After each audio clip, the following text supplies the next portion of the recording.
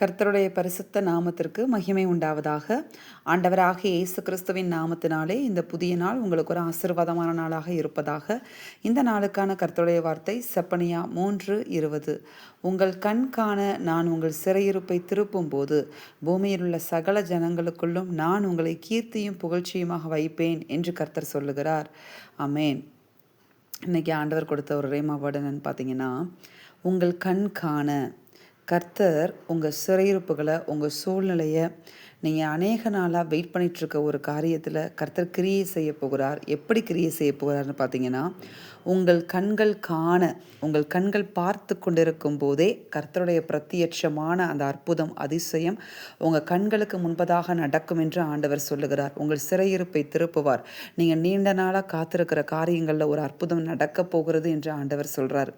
பாருங்களேன், இதே அதிகாரத்தில் பார்த்தீங்கன்னா 15வது வசனத்தில் நீங்கள் பார்த்தீங்கன்னா, கர்த்தர் உன் ஆக்கினைகளை அகற்றி உன் சத்துருக்களை விலக்கினார். இஸ்ரவேலின் ராஜாவாகிய கர்த்தர் உன் நடுவிலே இருக்கிறார், இனி தீங்கை காணாதிருப்பாய் அப்படின்னு சொல்கிறாரு. அப்போ ஒரு காரியத்தை இனிமேல் நீங்கள் காண மாட்டீங்கன்னு சொல்கிறாரு.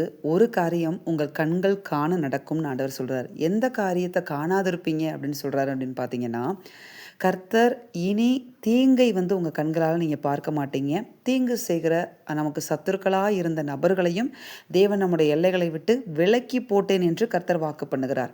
அப்போ தீங்கு செய்கிற நபர்களையும் நாம் காண மாட்டோம். அடுத்ததாக தீங்கையும் இனிமேல் காண மாட்டோம். ஆனால் இனிமேல் காணப்போவது என்ன அப்படின்னு நீங்கள் பார்த்தீங்கன்னா, உங்கள் கண்கள் காண உங்கள் சிறையிருப்புகள் திரும்பும். நீங்கள் அநேக நாளாக வெயிட் பண்ணிட்டு இருந்த காரியம் உங்களுக்கு நடக்கும். இந்த ஜனங்களை குறித்து, இஸ்ரவேல் ஜனங்களை குறித்து நாம் பார்க்கும் பொழுது, அவங்க பாபிலோன் சிறையிருப்பில் இருந்த பொழுது அந்த சிறையிருப்பு எப்பொழுது தேவனால் திருப்பப்படும் என்று அநேக நாளாக தேவனுக்காக காத்திருந்தாங்க. அந்த காத்திருப்பை தேவன் ஒரு நாளும் வீணாய் போய்விடவில்லை. அந்த நம்பிக்கையை ஒரு நாள் வெட்கப்பட்டு போக விடவில்லை. ஆண்டவர் சிறையிருப்பையும் திருப்பினதோடு மட்டுமல்லாமல் பூமியில் உள்ள சகல ஜனங்களுக்குள்ளும் நான் உங்களை என்ன செய்வேன்னா கீர்த்தியும் புகழ்ச்சியுமா வைப்பேன் என்றும் கர்த்தர் உங்களுக்கு வாக்கு பண்ணுகிறார். சிறையிருப்பை திருப்புகிற அற்புதம் மட்டும் அல்ல, நீங்கள் வெயிட் பண்ணிட்டு இருக்க காரியத்தில் நீங்கள் எதிர்பார்க்கிற ஒரு அற்புதம் மட்டும் இல்லை, அதற்கு மேற்பட்ட காரியங்களையும், நீங்கள் நினைத்திராத காரியங்களையும் கர்த்தர் உங்களுக்காக ஆல்ரெடி ஆயத்தம் பண்ணி வைத்திருக்கிறார். அதனால் கர்த்தரை நம்புறதுலையும், கர்த்தரை விடாப்பிடியாக உறுதியாக பற்றி கொள்ளுகிறதுலையும் மாத்திரம் நாம் கவனமாக இருப்போம். அவரை பிரியப்படுத்துதலில் நாம் கவனமாக இருப்போம். கர்த்தர் இனிமேல் நம்முடைய கண்களுக்கு முன்பதாக எந்த தீங்கையும் காண விட மாட்டார். காணாதிருப்பாயின்னு சொன்ன காரியத்தில் இனிமேல் காணவே மாட்டோம். தீங்கையும் காண மாட்டோம், தீங்கு செய்கிற சத்துருக்களையும் காண மாட்டோம். மாறாக நம்முடைய கண்கள் காண நம்முடைய சிறையிருப்பை திருப்பி தேவன் மகிமைப்படுவார். நம்முடைய வாழ்க்கையில் பெரிய அற்புதங்களை செய்வார். நாம் செபிப்போமா? எங்கள் அன்பின் பரலோக பிதாவே, நீர் கொடுத்த அந்த வார்த்தைகளுக்காய் உமக்கு நன்றி. இந்த வார்த்தையின்படியே அநேக நாளாய் உமக்காக காத்திருக்கிற பிள்ளைகளுடைய வாழ்க்கையில இந்த நாளில் இயேசுவின் நாமத்தில் அற்புதம் நடப்பதாக.